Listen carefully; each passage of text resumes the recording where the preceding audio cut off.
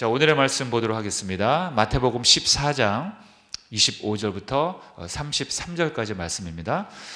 밤 사경에 예수께서 바다 위로 걸어서 제자들에게 오시니 제자들이 그가 바다 위로 걸어오심을 보고 놀라 유령이라 하며 무서워하여 소리 지르거늘 예수께서 즉시 이르시되 안심하라 나니 두려워하지 말라. 베드로가 대답하여 이르되 주여 만일 주님이시거든 나를 명하사 물 위로 오라 하소서 하니 오라 하시니 베드로가 배에서 내려 물 위로 걸어서 예수께로 가되 바람을 보고 무서워 빠져가는지라 소리질러 이르되 주여 나를 구원하소서 하니 예수께서 즉시 손을 내밀어 그를 붙잡으시며 이르시되 믿음이 작은 자여 왜 의심하였느냐 하시고 배에 함께 오름에 바람이 그치는지라 배에 있는 사람들이 예수께 절하며 이르되 진실로 하나님의 아들이로소이다 하더라. 아멘. 오늘 저는 본문 말씀을 통해서 물 위를 걸어오라 라는 제목으로 말씀을 함께 나누겠습니다. 이 사경이라는 말은요, 새벽 3시에서 6시 사이를 말하는 겁니다. 그런데 물 위를 걸어오시는 그 예수님을 보자 제자들이 소리를 지르며 놀랍니다. 왜냐하면 유령을 본 줄 알았어요. 그런데 그럴 것이 여러분 어떻게 사람이 물 위를 걸어갈 수가 있겠습니까? 그렇죠? 이 부력의 법칙이라는 게 있는데요. 그것은 사람이 물에 뜬다는 거예요. 근데 사람이 아무리 물에 뜬다고 해도 걸어갈 수는 없습니다. 이러한 자연의 물리적인 법칙을 주님께서는 무시한 채 물 위를 걸어간 거예요. 그렇다면 예수님께서는 어떻게 그것이 가능했을까요? 그것은 예수님께서는 천지만물을 창조하셨고 또 자연 법칙을 만드신 분이기 때문에 그 법칙을 어길 수도 있다는 것입니다. 이렇게 물 위를 걸어오는 주님을 보고 놀란 제자들에게 주님은 다시 말씀하십니다. 나니까 안심하라 이렇게 말씀하셨어요. 자, 이 말을 들은 베드로는 그 말을 듣고 나서 이렇게 외치는 거예요. 주님, 그렇다면 저도 물 위를 걷고 싶습니다. 주님처럼요. 그러니까 나에게도 물 위를 걸어오라고 명령하세요. 주님이 명령하신다면 제가 걸어갈 수 있을 것 같습니다. 이렇게 베드로가 주님께 부탁하자 예수님은 베드로에게 그래 오라 물 위를 걸어오라 이렇게 명령하십니다. 그러자 베드로는 이 말씀을 듣고 말씀에 순종하여 주님을 바라보고 주님을 믿고 물 위를 걸어갑니다. 주님을 신뢰했더니 베드로도 예수님처럼 똑같이 물 위를 걷게 된 거예요. 여러분 이렇게 우리도 주님을 믿고 그대로 순종하면 이루어지지 않을 것 같은 일들이 이루어지는 것입니다. 이건 베드로뿐만이 아니에요. 주님께서는 요한복음을 통해서 우리에게 말씀하신 바 있습니다. 요한복음 14장 12절 보면 자 함께 봉독합니다. 시작. 내가 진실로 진실로 너희에게 이르노니 나를 믿는 자는 내가 하는 일을 그도 할 것이요 또한 그보다 큰 일도 하리니. 나를 믿는 자, 예수님을 믿는 자는 똑같이 일을 할 수 있다는 것입니다. 뿐만 아니라 더 큰 일도 할 수 있다는 거예요. 자, 그런데 문제가 생겼습니다. 베드로는 예수님의 말씀에 순종해서 베드로도 예수님처럼 이런 초자연적인 기적이 일어난 거예요. 물 위를 걸었던 것입니다. 그런데 조금 걷다가 다시 물에 빠져버립니다. 처음 시작은 좋았어요. 처음 시작은 좋았는데 그 시작이 끝까지 못 간다는 거예요. 중간에 실패했다는 것입니다. 오늘 우리는 이 사건을 통해서 매우 중요한 영적 원리를 몇 가지 깨달을 수 있습니다. 왜 베드로는 실패했을까요? 오늘 우리는 어떻게 해야 우리가 베드로처럼 실패하지 않고 우리가 주님의 품 안에 안겨서 그 물 위를 끝까지 건너갈 수 있는지 함께 알아보도록 하겠습니다. 자, 첫 번째로 우리는 주님께 시선을 고정해야 합니다. 그 마라톤이라는 여러분 운동 경기가 있습니다. 그런데 보통 사람들이 마라톤 하면은 그냥 뛰는 거 아니야? 달리는데 뭐 어려운 게 있겠어? 그래서 그냥 뛴다고 생각합니다. 그런데 실제로 절대로 그렇지 않습니다. 마라톤도 배우지 않으면요 크게 사고가 납니다. 심장마비가 오기도 하고요, 족저근막염이 오기도 하고요, 무릎에 부상이 오기도 하고요, 엄청나게 큰 부상이 오게 됩니다. 그래서 마라톤에는 굉장히 많은 그 과학적인 그 작동 원리가 적용되고 있습니다. 모든 운동이 다 그렇겠지만은 마라톤에도 그 자세가 굉장히 중요합니다. 특히 가장 기본적인 자세 중에서 그 시선 처리가 굉장히 중요합니다. 시선은 항상 앞을 바라봐야 돼요. 고개를 조금이라도 옆을 돌리면 안 되는 것입니다.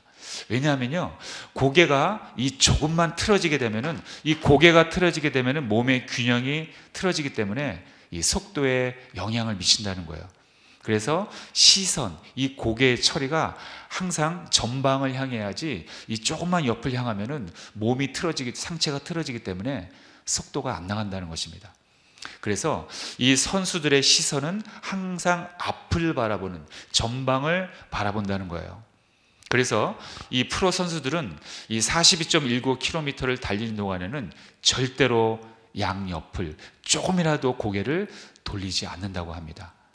이 달리면서 옆에 아무리 그 아름다운 경치가 있다고 해도 쳐다보지 않는다는 거예요. 그런데 이 초보자들은 뭐 달리면서 좋은 경치가 있으면 막 두리번 옆을 막 쳐다본다는 거예요. 그러나 이 진짜 선수들은 아무리 아름다운 경치가 있다고 해도, 옆에 있는 사람이 자기를 부른다고 해도 절대로 쳐다보지 않고 우직하게 앞만 바라보며 그 꼬린 지점을 상상하며 앞만 보며 달려간다는 것입니다.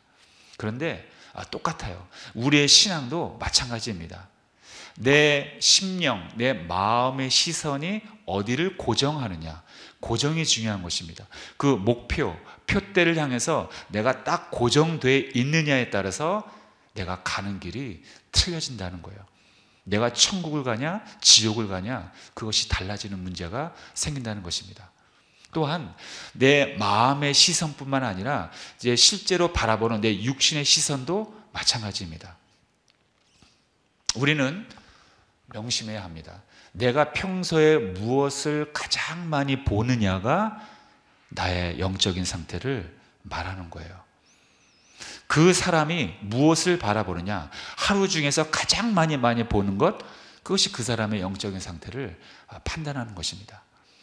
그렇기 때문에 여러분들이 바라보는 그 시선에 대해서 우리는 아무렇게나 그냥 쉽게 생각하면 안 된다는 거예요. 여러분, 제가 항상 강조하죠. 핸드폰 너무 오래 보지 마시기 바랍니다. 절대로 핸드폰 많이 보지 마세요. TV 너무 많이 보지 마십시오. 드라마 절대로 보지 마시기 바랍니다. 저는 여러분한테 좀 권면합니다. 절대로 드라마 보지 마세요. TV 너무 오래 보지 마세요. 핸드폰 너무 오래 보지 마세요. 왜냐하면 그 이유가 있습니다. 내가 보는 것이 나를 지배하기 때문입니다. 굉장히 중요한 영적인 원리입니다.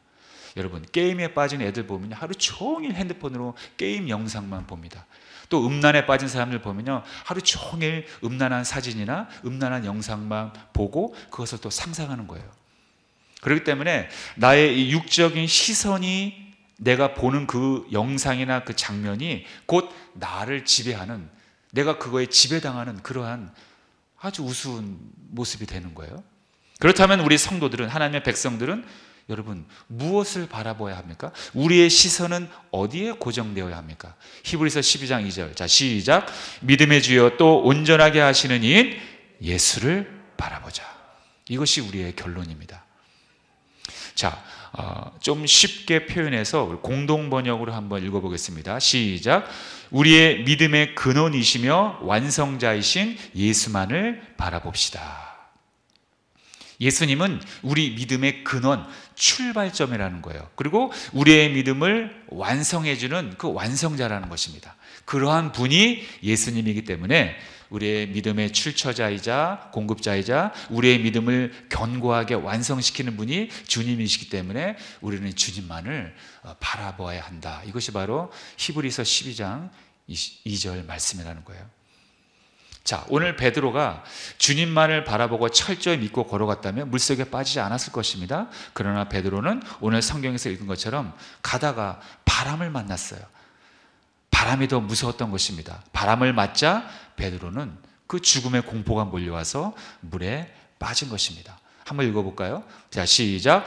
오라 하시니 베드로가 배에서 내려 물 위로 걸어서 예수께로 가되 바람을 보고 무서워 빠져가는지라 소리질러 이르되 주여 나를 구원하소서 하니. 우리의 환경에 여러분 아무리 무섭게 우리는 달려들어도요, 예수님보다 강하진 않습니다. 바람이 아무리 우리를 흔들어도 예수님보다 강하진 않습니다. 이 주님은요, 이 세상을 완전히 이미 이겨놓은 상태예요. 그렇기 때문에 세상이 우리를 향해서 공격하는 것들 되게 많아요. 물질로 공격해요. 질병으로 공격합니다. 또 마음, 감정으로 공격합니다. 여기에 휘둘리면 안 된다는 거예요. 예수님께서 세상을 이미 이겨놓았는데 그 이기신 분을 믿고 우리는 살아가는데 왜 우리는 세상의 바람을 보고 물에 빠져가는지 모르겠어요? 요한복음 16장 33절, 자 시작. 세상에서는 너희가 환난을 당하나 담대하라 내가 세상을 이겨노라. 주님께서 세상을 이겨놓았는데 우린 세상을 이겨놓으신 분과 하나가 되어 살아가는데 왜 우리는 바람이 불면 물에 빠지냐는 것입니다. 우리의 사업이 실패해도, 우리의 건강이 나빠져도, 우리의 소망이 혹시 이루어지지 않는다 하더라도 하나님의 우리를 향한 그 선한 뜻보다는 더 강하지 못하고 앞서지 못한다는 것입니다.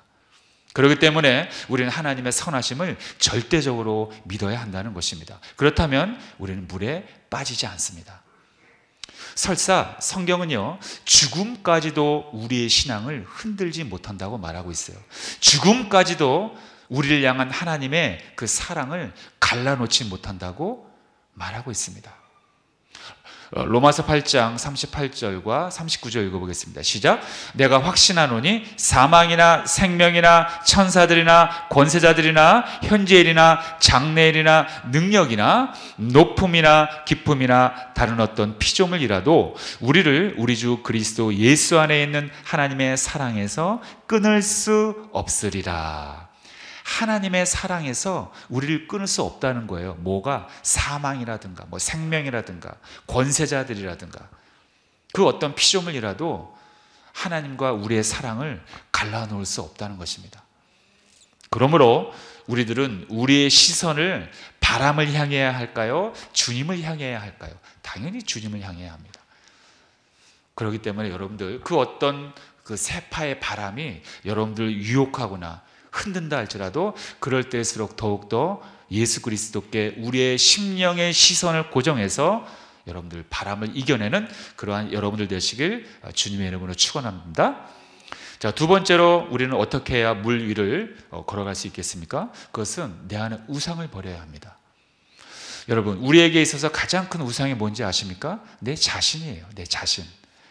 많은 사람들이요, 자기 자신을 섬기고 자기 자신을 우상으로 섬고 살아가고 있습니다. 말세에 나타나는 현상, 첫 번째가 무엇인지 아십니까? 디모데후서 3장 1절과 2절 보면, 자 시작.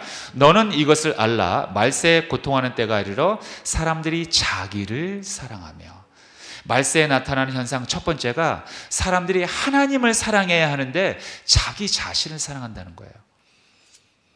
사람들의 우상이요, 자기 자신의 본능입니다. 자기 자신의 그 악한 본성을 사랑하고 그거를 떠받들어요. 사람들이 자기가 자기를 떠받드는 거예요. 그 우상이 된다는 거예요. 그래서 우리는 우리 본능을 거부할 줄 알아야 돼요. 자기가 자기의 본능을 거부했다면 그 사람은 성공한 겁니다.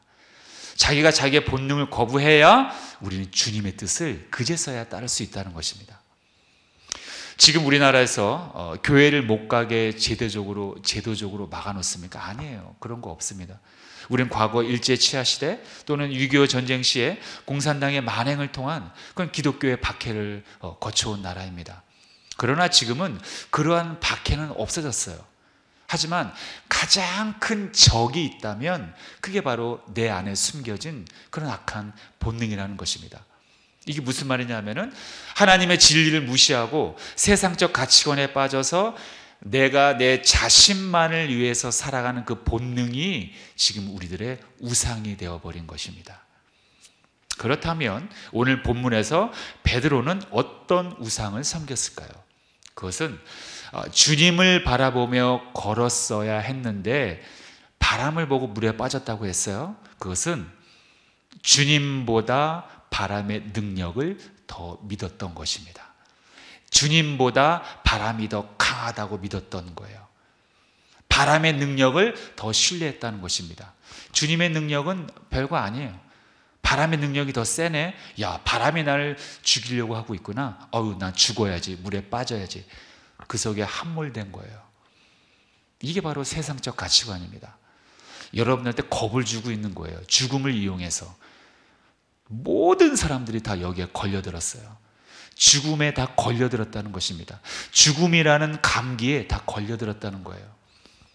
그 앞에 다 무릎을 꿇고 있어요. 이게 세상적 가치관이고 우상이 되어버린 것입니다. 여기에 다 사람들이 따라간다는 거예요. 처음에는 교회도 잘 다니고 예배도 잘 드리다가 안 좋은 일이 생기면, 불행한 일이 생기면 하나님 원망하고 교회를 나가는 사람들이 더러 있습니다. 또는 교회는 그렇게 나가진 않더라도 마음속으로 하나님을 원망하며 낙심하는 분들이 있어요. 왜 그럴까요? 결론적으로는 하나님보다 자기 자신을 더 사랑하기 때문이에요. 내 자신은 절대로 상처받으면 안 되는 존재로 여겨요. 내 자신은 절대로 손해보면 안 되는 존재로 여겨요. 내 자신은 절대로 남보다 낮아지면 안 되는 존재로 나를 떠받들고 살아가는 게 우리 현실이라는 것입니다. 절대로 나는 상처받으면 안 돼요. 요만큼이라도 손해보면 안 돼요. 나는 절대로 남보다 더 낮아지면 자존심이 상해요. 그렇기 때문에 안 된다는 거예요. 이런 사람들이 지금 현대인들이라는 것입니다. 그러나 여러분, 성경은 그렇게 말하고 있지 않아요. 그렇게 본다면 예수님은 십자가에서 우리 인간의 손으로 멸시와 조롱과 엄청난 상처를 받고 죽어가신 분입니다. 가장 억울하신 분이 예수님이십니다. 죄가 없는데 죄인으로 몰려서 사형을 당하셨어요. 하나님의 아들이 신성모독죄로 누명을 씌워서 죽으셨어요. 이보다 더한 억울함이 어디 있겠습니까? 그런데 우리는 예수님의 제자라고 하면서, 하나님의 아들이라고 하면서, 자녀라고 하면서, 또 매달 성찬 예식을 거행하면서 주님과 하나가 됐다, 연합이 됐다고 선포하면서도 실제 사는 우리의 모습은 내가 내 자신을 우상으로 떠받들며 살아가고 있다는 것입니다. 그러니까 우리는 상처를 두려워하는 거예요. 내가 상처받는 것을 굉장히 막 무서워 덜벌벌 떠는 거예요. 또 죽음을 엄청나게 두려워하는 것입니다. 그런 바람이 나에게 불면은 난 당연히 상처받아야 돼, 난 죽어야 돼, 나는 낭망해야 돼, 나는 절망해야 돼, 이렇게 자연스럽게 밀려간다는 것입니다. 그래서 주님이 정작 우리에게 명령하신 충분히 할 수 있음에도 불구하고 그 물 위를 걷지 못하고 우리는 빠져버린다는 것입니다. 그러한 의미에서 볼 때 저는 이 교회에서 봉사하는 그러한 분들을 굉장히 저는 귀하게 생각하세요. 왜냐하면 많은 사람들을 다루고 또 많은 사람들에게 많은 사람들 앞에서 항상 낮아지잖아요. 그런 분들을 볼 때 저는 교회에서 봉사하시는 분들을 굉장히 귀하게 여기고 마음속으로 또 제가 항상 중보하고 있다는 것입니다. 여러분, 그렇기 때문에 우리는 내 안에 있는 그 죄악된 본능을 거부해야 합니다. 그리고 거부한 다음에 그냥 멈추는 것이 아니라 그 다음에 성령님을 나의 마음에 모셔야 해요. 초청해야 한다는 것입니다. 왜냐하면 우리의 사람의 마음은요, 성령님을 모시지 않으면 늘 흔들려요. 세상으로 갈까 어디로 갈까 이 잡지를 못하고 늘 고정되지 못하고 흔들린다는 것입니다. 그렇기 때문에 우리는 성령님께 우리들의 흔들리는 마음을 붙잡아 달라고 늘 기도하고 우리는 초청해야 한다는 것입니다. 성령님은 늘 하는 말씀입니다만 추상적인 어떤 개념이 아니에요. 이론이 아닙니다. 실제로 존재하시는 하나님이 우리에게 보내주신 거룩한 영이십니다. 인격자이십니다. 그렇기 때문에 우리는 충분히 그분께 도움을 요청할 수 있습니다. 여러분들의 그 마음속에 빼앗긴 평안을 다시 차리셔야 돼요. 이 마음의 평안이 없으니까 늘 초조하고 불안하고 늘 빨리 해야 된다고 생각하면서 평강을 잊어버리는 거예요. 자, 골로새서 3장 15절. 자, 시작. 그리스도의 평강이 너의 마음을 주장하게 하라. 너희는 평강을 위하여 한 몸으로 부르심을 받았나니 너희는 또한 감사하는 자가 되라. 여러분, 예수님의 평강이 나에게 임한다는 그 뜻이 무엇인지 아십니까? 그냥 뭐 아무런 사건 사고 없이 그냥 조용히 산다는 의미가 아니라 내가 하나님을 품는다는 거예요. 하나님을 품는다는 의미가 바로 평강을 품는다는 것입니다. 그렇게 된다면 여러분들 마음속에 오랫동안 자리 잡았던 그 이기적인 우상들이 모두 파괴될 줄로 믿습니다. 모든 우상들이 다 떠나간다는 거예요. 성령의 빛이 임하면 어둠은 가지 말라고 해도 자연스럽게 밀려날 수밖에 없어요. 새벽에 출근을 합니다. 그러면 성전이 캄캄해요. 불이 안 켜져 있으니까 당연하죠. 그때 제가 항상 형광등 불을 탁 킵니다. 그러면 내가 어둠아 물러가라 이렇게 하지 않아도 빛이 임하면 자연스럽게 이 성전이 밝아지는 거예요. 마찬가지입니다. 성령의 빛이 임하면 내 마음속에 있는 모든 우상덩어리, 그 수십 년 동안 꽈리를 틀고 앉아 있었던 그 모든 우상과 두려움들이 다 떠나가는 거예요. 우리는요, 믿음에 그 실패한 후에 주님께 이렇게 원망할 때가 있어요. 주님, 내가 어떻게 물 위를 걸어갈 수 있겠습니까? 물 위를 걷는 것은 예수님이니까 가능한 거지 우리가 어떻게 그게 가능한가요? 주님, 이건 원래 처음부터 되는 게 아니었었어요. 이렇게 말할 때가 있다는 거예요. 그런 거는 하나님이니까 가능하지, 주님이니까 가능하지 우리가 어떻게 물 위를 걸어갈 수 있겠습니까? 여러분, 사실은 우리가 이런 경우가 얼마나 많습니까? 이렇게 하나님한테 은근히 원망하면서 이렇게 고백하는 경우가 얼마나 많이 있습니까? 그러나 사실은요, 내가 할 수 없는 것이 아니라 내가 믿음이 없는 거예요. 주님을 절대적으로 신뢰하는 그 믿음이 부족한 것입니다. 물 위를 걷는 것은 내 능력으로 걷는 것이 아니라 주님이 그렇게 인도해 주시는 건데 그걸 믿지 못하는 거예요. 그걸 의심하는 겁니다. 오늘 본문을 보면 물에 빠진 베드로에게 주님께서는 결론적으로 여러분 뭐라고 말씀하시죠? 자, 시작. 예수께서 손을 내밀어 그를 붙잡으시며 이르시되 믿음이 작은 자여 왜 의심하였느냐. 믿음이 없다는 거예요. 결론은 그겁니다. 여러분, 주님께서 우리에게 물 위를 걸어오라 하실 때는요, 우리가 그게 가능하기 때문에 오라고 한 거지 안 되는 걸 되게 하라고 막 강제로 막 이렇게 강압적으로 하시는 분이 아니에요. 충분히 우리가 할 수 있는 것만 주님은 우리에게 명령하십니다. 우리가 할 수 없는 거를 명령하는 분, 막 이렇게 강압적으로 하고, 막 강제적으로 하고, 막 이렇게 폭력적으로 막 그런 분이 아니에요. 인격적인 분이에요. 충분히 우리가 할 수 있는 것만 주님은 명령하시는 겁니다. 우리는 그저 주님의 능력을 믿고 그냥 하라면 하라고 하는 대로 그저 그냥 순종만 하면 되는 거예요.